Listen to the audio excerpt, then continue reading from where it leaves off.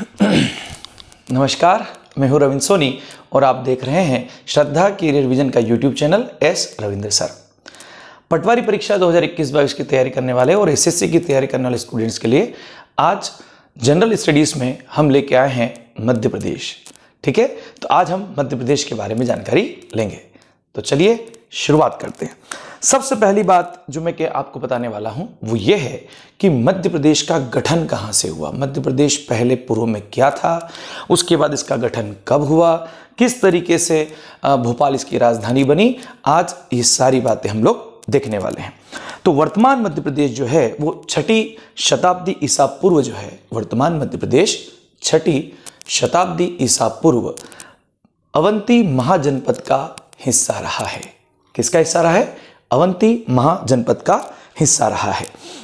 ठीक है, और उस समय इसकी जो राजधानी थी वो थी उज्जैनी, यानी कि वर्तमान में उज्जैन।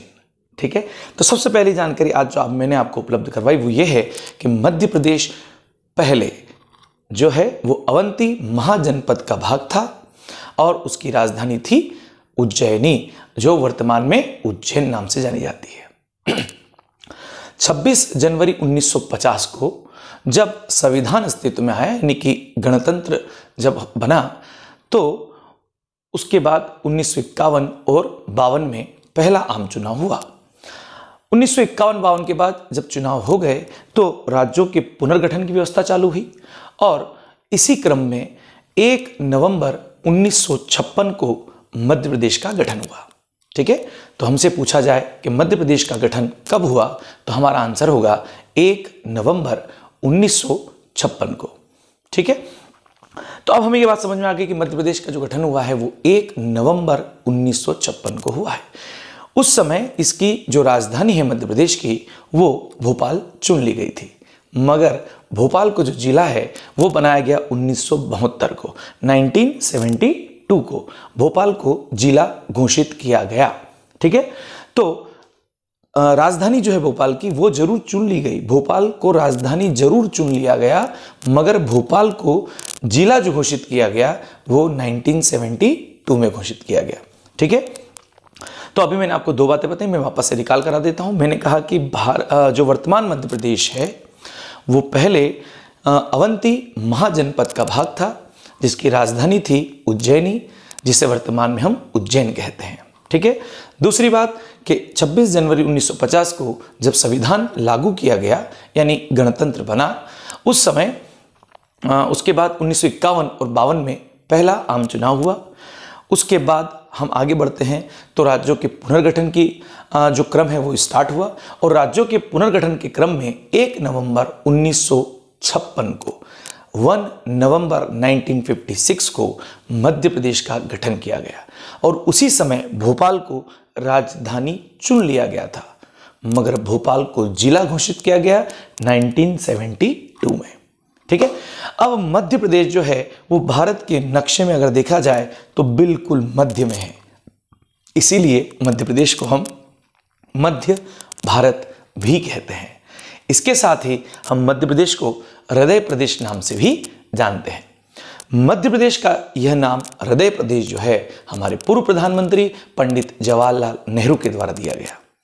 इसके अलावा मध्य प्रदेश में कोहिनूर हीरा पाया जाता है और यही वजह है कि मध्य प्रदेश को कोहिनूर प्रदेश भी कहा जाता है। इसके अलावा इसे जनजाति प्रदेश भी कहा जाता है। ठीक है, सतपुड़ा और विंध्याचल की जो पर्वत श्रृंखलाएं यहाँ मध्य प्रदेश में हैं और इसके साथ ही यहाँ कई सारी नदियों का उद्गम स्थल भी है।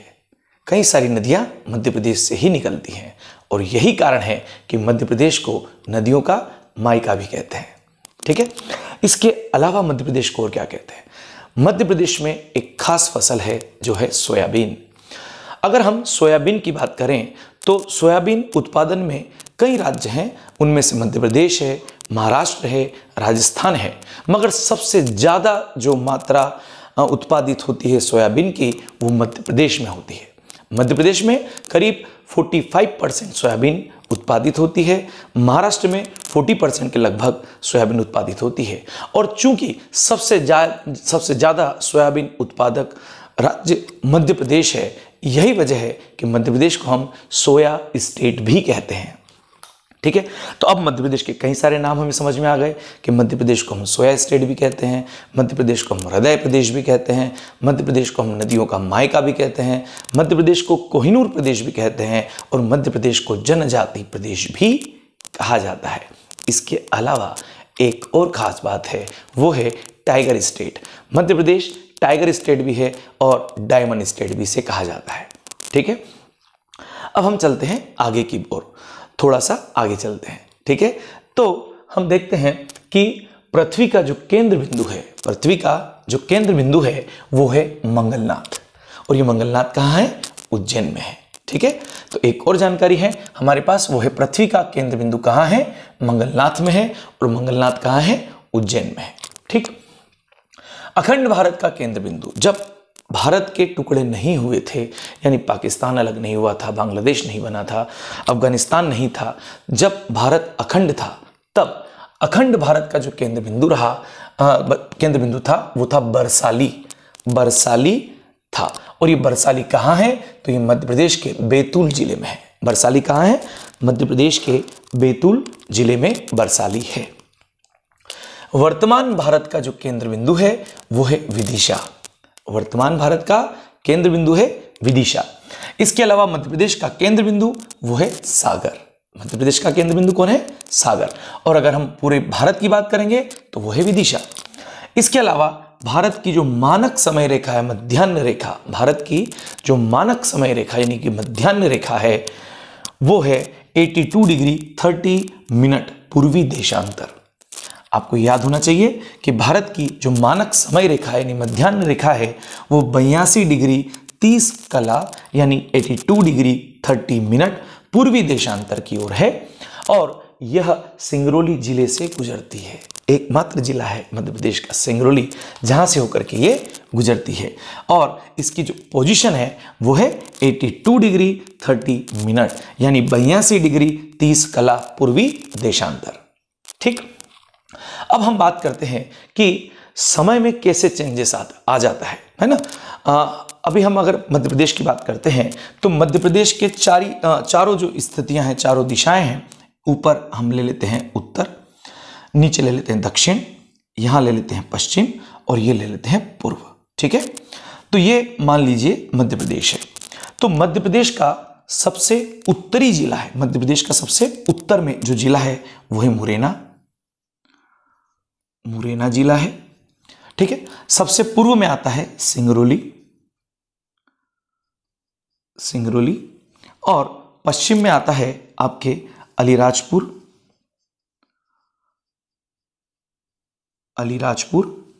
और सबसे दक्षिण में आता है आपके बुरहानपुर। ये मध्य प्रदेश के चारों कोनों के जिले हैं।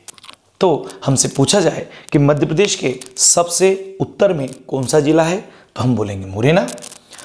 मध्य प्रदेश के पूर्व में कौन सा जिला है? सिंगरौली। दक्षिण में कौन सा है? बुरहानपुर, और पश्चिम में है अलीराजपुर। जो आलिया है वो बुरखे में खड़ी हुई है मुर्गा और सिंगदाने लेकर के। इस तरह से भी आप इसे याद कर सकते हैं कि जो आलिया है वो बुरखे में खड़ी है मुर्गा और सिंगदाने लेकर के। ठीक है, तो इससे हमें पता लग जाएगा कि मध्य प्रदेश का सबसे उत्तरी जिला कौन सा है, तो मुरैना, पूर्वी जिला सिंगरौली, दक्षिण जिला बुरहानपुर, और पश्चिम जिला है अलीराजपुर। अभी जो मैंने आपको बोला था कि भारत की जो मानक समय रेखा है वो 82 डिग्री 30 कला पूर्वी देशांतर में है, और ये सिंगरौली से होकर के गुजरती है। ठीक है, हर एक डिग्री जब हम एंगल की बात करते हैं देशांतर में तो 4 मिनट का फर्क आ जाता है, और इसी कैलकुलेशन से जब हम गणित लगाते हैं तो अलीराजपुर से लगभग 30 मिनट पहले सूर्योदय हो जाता है सिंगरौली में। ठीक है, तो हमसे पूछा जाए कि सिंगरौली में पहले सूर्य उगेगा कि अलीराजपुर में, तो सूर्य पहले उगेगा सिंगरौली में। ठीक है, क्योंकि जैसे जैसे हम पूर्व की ओर चलते हैं, जैसे जैसे हम पूर्व की ओर चलते हैं तो जो समय है वो आगे आता जाता है। तो सिंगरौली में जो सूर्य है वो अलीराजपुर से लगभग 30 मिनट पहले हो जाता है। ठीक है, तो ये बात भी आपको याद होना चाहिए कि अलीराजपुर से लगभग 30 मिनट पहले ही सूर्योदय हो जाता है सिंगरौली में। ठीक है, आगे बढ़ते हैं।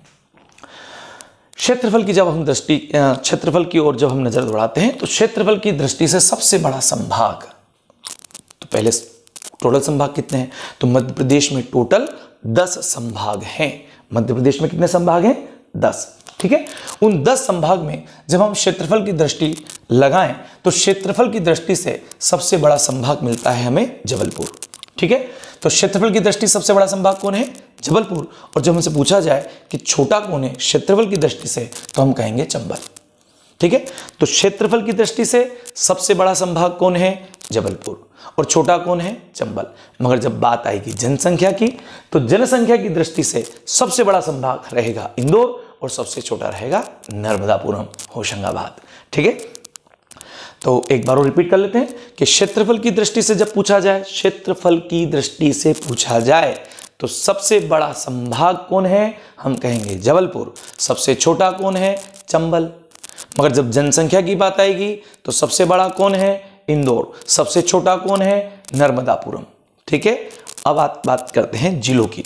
तो मध्य प्रदेश में टोटल जिले हैं 52, मगर जब मध्य प्रदेश राज्य का गठन हुआ था उस समय मध्य प्रदेश में 43 जिले थे। कितने थे, 43।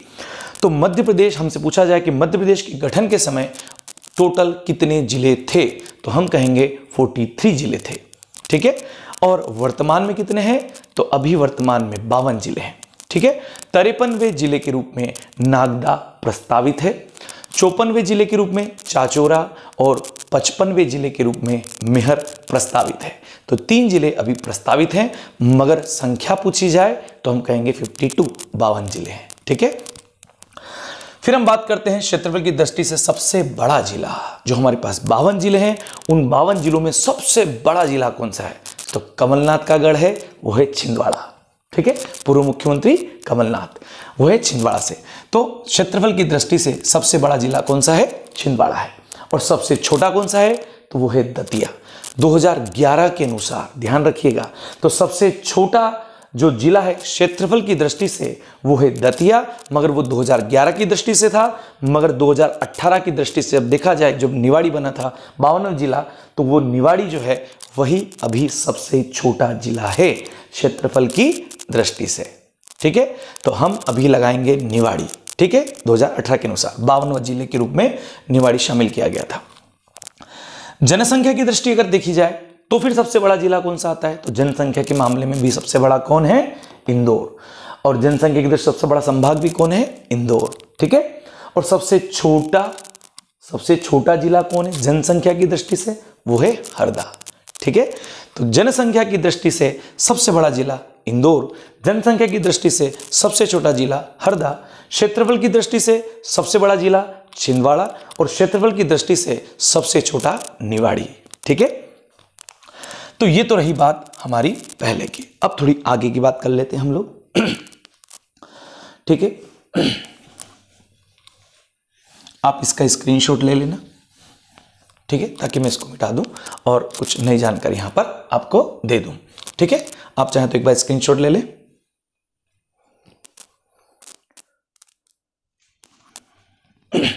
ठीक है, अब मध्य प्रदेश की और खास बात क्या है, तो मैं आपको बता देना चाहता हूं कि Madhya Pradesh land lock state है। मध्य प्रदेश क्या है, लैंड लॉक स्टेट। तो जो मध्य प्रदेश है वो है लैंड लॉक। लैंड लॉक का मतलब क्या होता है, लैंड लॉक का मतलब होता है स्थलबद्ध राज्य है। मध्य प्रदेश एक लैंड लॉक्ड स्टेट है। तो मध्य प्रदेश एक लैंड लॉक स्टेट है, यानी कि स्थलबद्ध राज्य है। और स्थलबद्ध राज्य का मतलब होता है कि मध्य प्रदेश से कोई भी समुद्र नहीं छूता है और ना ही मध्य प्रदेश की सीमा किसी अन्य पड़ोसी देशों को छूती है। ठीक है, इसी वजह से मध्य प्रदेश को कहा जाता है कि मध्य प्रदेश स्थलबद्ध है, यानी चारों ओर जमीन से ही जुड़ा हुआ है, लैंड लॉक्ड है। ठीक है, तो हमसे पूछा जाए कि क्या Madhya Pradesh land locked state है क्या या नहीं है, तो हम बोलेंगे Madhya Pradesh land lock state है। और जानकारी के रूप में अगर हम लोग लेना चाहें तो और नई जानकारी के तौर पे हमारे पास क्या क्या है, तो मध्य प्रदेश का विस्तार देख लेते हैं कि मध्य प्रदेश का विस्तार क्या है। तो सबसे पहले उसमें मध्य प्रदेश की ज्यामिति, मध्य प्रदेश की ज्यामिति आकृति कैसी है। तो मध्य प्रदेश की ज्यामिति आकृति जब पूछी जाए तो हम कहेंगे आयताकार होती है, आयताकार। ठीक है, तो मध्य प्रदेश की जो ज्यामिति है उसे हम लगभग आयताकार, आप ऐसा मत समझ लीजिएगा बिल्कुल आयताकार है। ठीक है, हम इसको लगभग मानते हैं कि लगभग आयताकार ज्यामिति वाला प्रदेश है। ठीक है, तो मध्य प्रदेश की ज्यामिति कैसी मानी गई है, आयताकार मानी गई है। अगर हम इसका विस्तार देखें तो यह है नॉर्थ और यह है साउथ। नॉर्थ से साउथ की ओर इसका विस्तार 605 किलोमीटर का है, और जब हम बात करेंगे पश्चिम से पूर्व की ओर तो इसका विस्तार 870 किलोमीटर का है। ठीक है, तो मध्य प्रदेश का जो विस्तार है वो कितना है, तो मध्य प्रदेश का विस्तार जो है वो है 870 किलोमीटर पश्चिम से पूर्व की ओर और 605 किलोमीटर 605 किलोमीटर नॉर्थ से साउथ की ओर, यानी उत्तर दक्षिण की ओर। तो मध्य प्रदेश उत्तर दक्षिण में फैला है 605 किलोमीटर और पूर्व पश्चिम में फैला हुआ है 870 किलोमीटर। मगर जब हमसे पूछा जाए कि मध्य प्रदेश का टोटल क्षेत्रफल कितना है तो हम कहेंगे मध्य प्रदेश का टोटल क्षेत्रफल है 3,08,252 वर्ग किलोमीटर। कितना है, 3,08,252 वर्ग किलोमीटर। ठीक है, तो हमसे पूछा जाएगा कि मध्य प्रदेश का टोटल क्षेत्रफल कितना है, तो मध्य प्रदेश का टोटल क्षेत्रफल हम कितना बताएंगे, 3,08,252 वर्ग किलोमीटर, 3,08,252 वर्ग किलोमीटर। ठीक है, इसे नोट कर लीजिएगा आप एक बार। तो अभी हमने क्या क्या देखा कि मध्य प्रदेश कैसा है, एक स्थलबद्ध राज्य है, यानी कि लैंड लॉक्ड स्टेट है, चारों ओर से जमीन से घिरा हुआ है। इसकी सीमा न तो उसकी समुद्र से जुड़ी हुई है और ना ही किसी पड़ोसी देश के साथ इसकी सीमा स्पर्श करती है, सीमा स्पर्श करती है। ठीक है, और इसकी ज्यामिति जब पूछी जाए तो इसकी ज्यामिति कैसे बताएंगे, हम बोलेंगे आयताकार ज्यामिति है। ठीक, और मध्य प्रदेश का विस्तार कितना है अगर ये पूछा जाता है तो हम बोलेंगे मध्य प्रदेश उत्तर से दक्षिण की ओर 605 किलोमीटर में फैला हुआ है और पूर्व से पश्चिम की ओर 870 किलोमीटर में फैला हुआ है और टोटल इसका क्षेत्रफल है 3,08,252 वर्ग किलोमीटर। ठीक है, आइए आगे बढ़ते हैं। अब और क्या जानकारी हमारे पास मध्य प्रदेश की है, कई सारी जानकारी है, एक वीडियो में इसको हम कंप्लीट नहीं कर पाएंगे वरना वीडियो बहुत बड़ा हो जाएगा। तो अभी हम छोटा छोटा वीडियो ले रहे हैं और आपको थोड़ी थोड़ी जानकारी प्रोवाइड करते जाएंगे। धीरे धीरे आप मेरे साथ पढ़ते रहिएगा, मैं पूरी सीरीज जनरल स्टडीज़ की आपको उपलब्ध करवाऊंगा। ठीक है, बढ़ते हैं आगे। अब हमें ये समझ में आ चुका है कि मध्य प्रदेश का विस्तार कितना है। अब मध्य प्रदेश की खास बातें और क्या क्या हैं, तो मध्य प्रदेश क्षेत्रफल की दृष्टि से कौन से नंबर पर आता है। ठीक है, तो मध्य प्रदेश क्षेत्रफल की दृष्टि से दूसरे स्थान पर आता है। कौन से स्थान पर आता है, दूसरे। तो फिर प्रश्न उठा हमारे दिमाग में कि भैया क्षेत्रफल की दृष्टि से पहले स्थान पे कौन आएगा, क्षेत्रफल की दृष्टि से पहले स्थान पर है राजस्थान। ठीक है, तो हमें क्या समझ में आया कि क्षेत्रफल की दृष्टि से मध्य प्रदेश का स्थान नंबर 2 और नंबर 1 पे कौन है, तो राजस्थान है।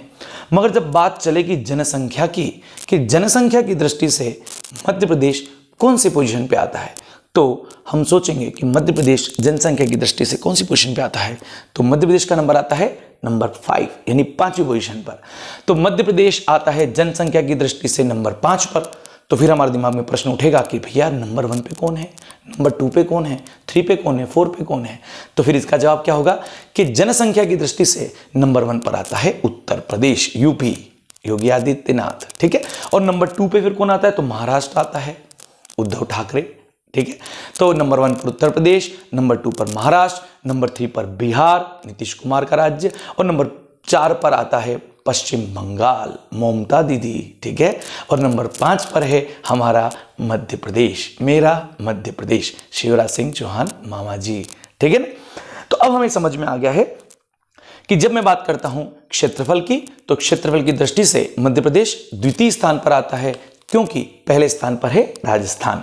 मगर जब मैं बात करता हूं जनसंख्या की, तो जनसंख्या की दृष्टि से मध्य प्रदेश 5वें स्थान पर आता है, और पहले पे आता है उत्तर प्रदेश, दूसरे पे आता है महाराष्ट्र, तीसरे पे आता है बिहार, और चौथे पे आता है पश्चिम बंगाल, और 5वें पर हमारा मध्य प्रदेश। क्लियर? आगे बढ़ते हैं।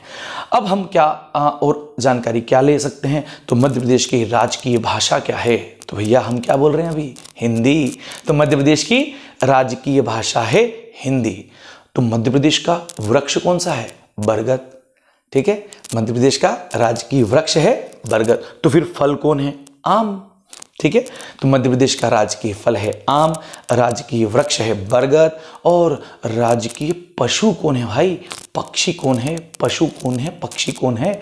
तो भैया राजकीय पशु है बारहसिंगा। कौन है? बारहसिंगा। और राजकीय पक्षी है दूधराज, जिसे शाहे बुलबुल भी कहा जाता है। ठीक है, अब एक और बात जानकारी की कि जब मध्य प्रदेश का गठन हो गया था और इसका 25वां स्थापना दिवस चल रहा था, मध्य प्रदेश का 25वां स्थापना दिवस, यानी कब आएगा? करीब करीब 1981। तो 1 नवंबर 1981 में, 1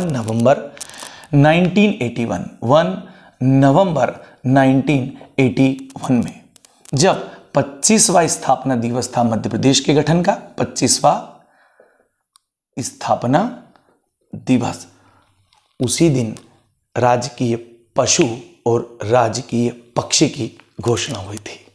ठीक है, तो हमसे पूछा जाए कि राजकीय पशु और राजकीय पक्षी को कब घोषित किया गया मध्य प्रदेश का, तो हम बोलेंगे 1 नवंबर 1981 में, जब 25वां स्थापना दिवस मध्य प्रदेश का था, तभी दूधराज को राजकीय पक्षी यानी शाहे बुलबुल को राजकीय पक्षी बोला गया, यानी घोषित किया गया, और पशु के रूप में बारहसिंगा को जो है घोषित किया गया राजकीय पशु।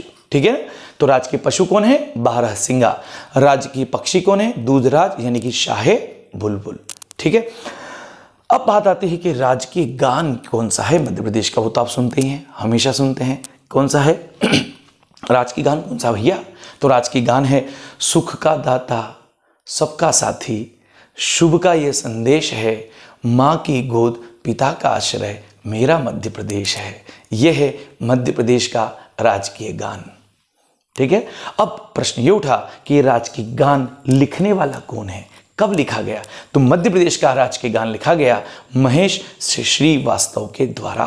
तो मध्य प्रदेश का राजकीय गान लिखा गया था महेश श्रीवास्तव के द्वारा, और ये लिखा गया था 2010 में। कब लिखा गया था? 2010 में।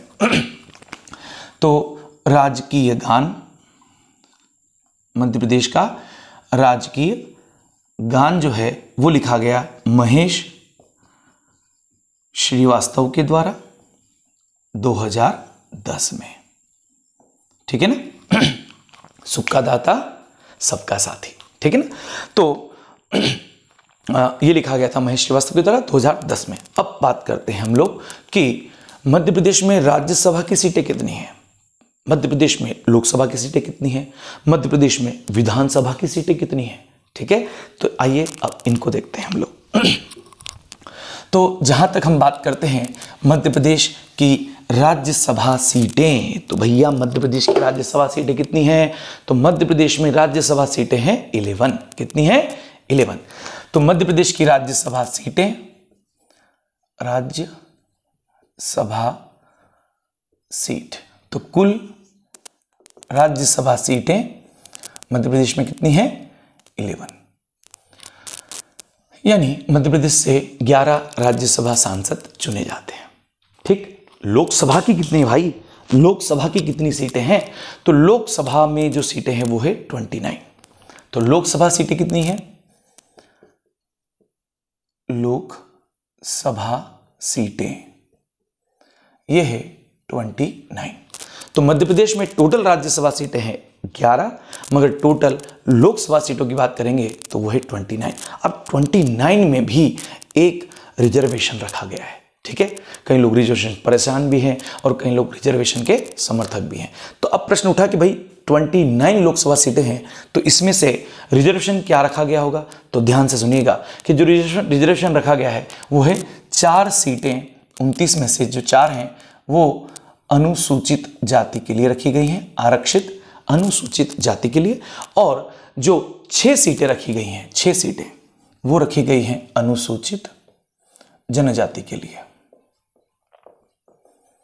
ये आपको थोड़ा ध्यान होना चाहिए। तो लोकसभा में कुल सीटें 29 है, जिसमें से 4 अनुसूचित जाति के लिए और 6 अनुसूचित जनजाति के लिए आरक्षित हैं। अब बात आती है विधानसभा सीटों की। तो मध्य प्रदेश में कितनी विधानसभा सीटें हैं? विधानसभा सीटें मध्य प्रदेश में कितनी हैं? कई लोग बोलते हैं 230, मगर 231 हैं। कितनी हैं? 231, मगर इसमें से 230 जो है वो निर्वाचन से आती है, और जो एक सीट है वो नामित होती है, यानी कि उसे मनोनीत किया जाता है। एक सीट को मनोनीत, तो एक विधायक मनोनीत होता है और 230 निर्वाचित होकर के आते हैं। ठीक है, अब यहां 230 सीटें जो निर्वाचन से आती है, 230 सीटें, उसमें भी आरक्षण घुसा हुआ है, और वो आरक्षण कहां कहां है वो भी देख लेते हैं। तो 230 सीटों में से करीब 35 सीटें, करीब 230 जो निर्वाचित वाली हैं, अगर मैं इनमें से बात करता हूं निर्वाचन वाली में से, तो करीब करीब जो हमारे पास टोटल 35 जो सीटें हैं, 35 वो है अनुसूचित जाति के लिए, और जो 47 सीटें हैं वो है अनुसूचित जनजाति के लिए। अनुसूचित जनजाति के लिए आरक्षित है। ठीक है, एक बार और रिकॉल कर लेते हैं। मध्य प्रदेश में टोटल राज्यसभा सीटें हैं 11 और टोटल लोकसभा सीटें हैं 29। लोकसभा सीटें जो 29 हैं उनमें से 4 अनुसूचित जाति के लिए आरक्षित हैं और 6 अनुसूचित जनजाति के लिए आरक्षित हैं। और बात करेंगे विधानसभा सीटों की, तो 231 टोटल सीटें हैं, जिनमें से 230 निर्वाचन से आती है, यानी कि हम चुनते हैं भाई, और एक होती है मनोनीत। ठीक है, और 230 में अगर हम बात करते हैं तो 35 अनुसूचित जाति के लिए और 47 अनुसूचित जनजाति के लिए आरक्षित हैं। अब बात आती है जिलों की। जिले मैंने बता चुका हूं आपको कि 52 है, और 53, 54, 55 यानी कि नागदा और चाचौरा और मेहर ये प्रस्तावित जिले हैं। 52वां जिला था निवाड़ी 2018 में। अब जिले समझ में आ गया। संभाग 10 हैं। कुल तहसीलें कितनी हैं भाई? तहसीलें कितनी हैं? तो तहसीलें हमारे पास है 420। कितनी है? 420। तो कुल तहसील कितनी है मध्य प्रदेश में? 420, 420 है भैया, 420। ठीक है, तो 420 टोटल सीटें हैं। और विकास खंड की बात करें तो 313 विकास खंड हैं। विकास खंड की जब मैं बात करता हूं तो वो है 313 विकास खंड। ठीक है, अब आगे बढ़ते हैं। इसे रफ कर देता हूं मैं। ठीक है, तो टोटल तहसीलें कितनी हैं? 420। ठीक है, और टोटल विकास खंड कितने हैं? 313। आगे बढ़ते हैं तो हमें क्या जानकारी और मिलने रह जाती है। तो टोटल आदिवासी विकास खंड कितने हैं? तो 89। आदिवासी विकास खंड की बात करूंगा। आदिवासी विकास खंड तो कितने हैं? 89। टोटल तो मैंने बताया था 313, और आदिवासी की बात करेंगे तो 89। और कुल नगर निगम की बात करेंगे। किसकी बात करेंगे? कुल नगर निगम। तो नगर निगम कितने भाई? तो नगर निगम है 18। नगर निगम कितने हैं? तो ये हैं 18। तो मध्य प्रदेश में आदिवासी विकास खंडों की संख्या है 89, और नगर निगम की बात करते हैं तो वो आता है 18 नगर निगम है। अब तो प्रश्न उठा कि भैया नगर पालिका कितनी है? तो टोटल नगर पालिका कितनी है? तो नगर पालिका मिलेगी आपको 98। तो टोटल नगर पालिका कितनी है? नगर पालिका वो है 98। ठीक है, तो आदिवासी विकास खंड कितने हुए? 89। टोटल नगर निगम कितने हैं? 18। नगर पालिका कितनी है? 98। अब और क्या बच रहा है भैया? नगर निगम हो गया, नगर पालिका हो गया, नगर पंचायत भैया, नगर पंचायत 294 नगर पंचायत हैं। नगर पंचायत कितनी है? 294 नगर पंचायत भैया। कितनी? 294। तो टोटल नगर पंचायत कितनी है? 294 है। ठीक है, तो नगर निगम कितने भैया? 18। नगर पालिका कितनी है? 98। नगर पंचायत कितनी है? 294। अब और कौन सी जानकारी ले रही है? तो वो है कि भैया उच्च न्यायालय कहाँ है मध्य प्रदेश का? तो मध्य प्रदेश का उच्च न्यायालय है जबलपुर में। कहाँ है? जबलपुर में। जबलपुर क्या है? उच्च न्यायालय। उच्च न्यायालय कहाँ है? तो जबलपुर में है। मगर इसकी जो खंडपीठ है, खंडपीठ वो कहाँ है भैया? तो इसकी जो खंडपीठ है वो है इंदौर और ग्वालियर। ग्वालियर। ठीक है, तो मध्य प्रदेश का जो उच्च न्यायालय है वो कहाँ है? जबलपुर में है। और उसकी जो खंडपीठ है, खंडपीठ वो कहाँ है? इंदौर और ग्वालियर में। अब और क्या रह जाता है आपके मध्य प्रदेश में? कुल जिला पंचायत कितनी है? तो जिला पंचायत जितने जिले उतनी होती है, तो जिला पंचायत करीब 52। तो टोटल जिला पंचायत कितनी है भैया? तो जिला पंचायत 52 है। अगर कोई बोलता है पुलिस जिले कितने हैं?